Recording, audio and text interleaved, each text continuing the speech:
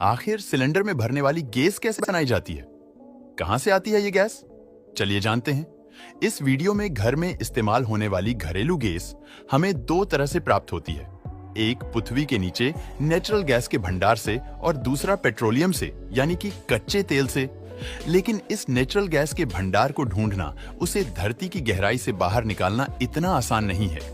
सबसे पहले वैज्ञानिक की एक टीम अलग अलग इलाकों में धरती के नीचे इलेक्ट्रॉनिक वेव छोड़ी जाती है, जिससे उन्हें यह पता चलता है कि धरती में किस जगह नेचुरल गैस का भंडार छिपा हुआ है। जैसे ही उन्हें नेचुरल गैस के बारे में पता चलता है, उस जगह को पॉइंट आउट कर दिया जाता है और फिर डेटा एनालाइज करने के बाद ये अनुमान लगाया जाता है या आखिर ये नेचुरल गैस का भंडार धरती में कितनी गहराई पर मौजूद होगा।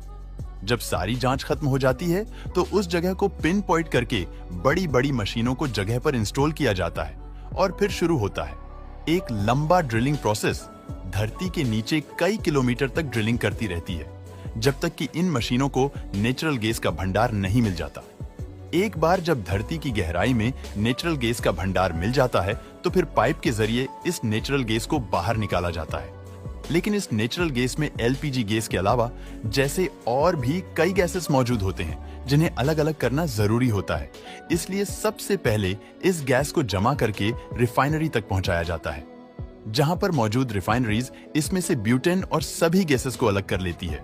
लेकिन फिर एलपीजी गैस को बनाने के लिए प्रोपेन और ब्यूटेन गैस का मिक्सचर बनाया जाता है। इसी मिक्सचर को एलपीजी कहते हैं, यानी कि लिक्विफाइड पेट्रोलियम गैस, और आपकी भाषा में आपकी घरेलू गैस। इसी तरह कच्चे पेट्रोलियम तेल से भी यानी कि क्रूड ऑयल से भी एलपीजी गैस हमें प्राप्त होता है। लेकिन कच्चे तेल को दो तरीकों से निकाला जाता है।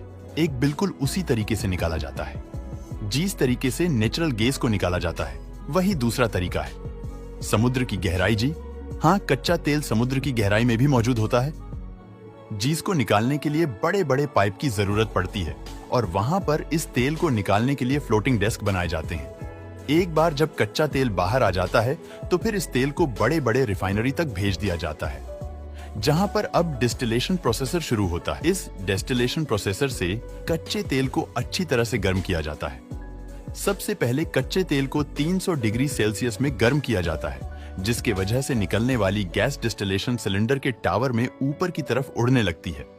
इस रेसोल्यूशन टावर में अलग अलग चैम्बर्स बने होते हैं।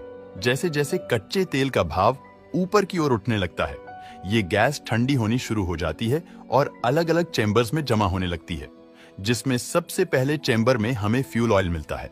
उसके बाद ये गैस एलपीजी गैस जो होती है वो हल्की होकर उसके ऊपर की चैम्बर में जमा हो जाती है, जहां से हमें डीजल प्राप्त होता है।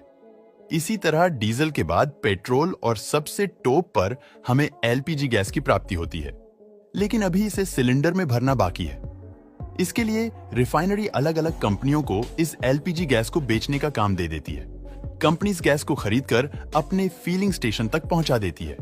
एक बारी फिलिंग स्टेशन तक पहुंच जाते हैं, इन गैसों को टैंकरों में खाली कर लिया जाता है और फिर ये मशीनें इस छोटे छोटे लाल सिलेंडर में बहुत तेजी से एलपीजी गैस भरने का काम करती है।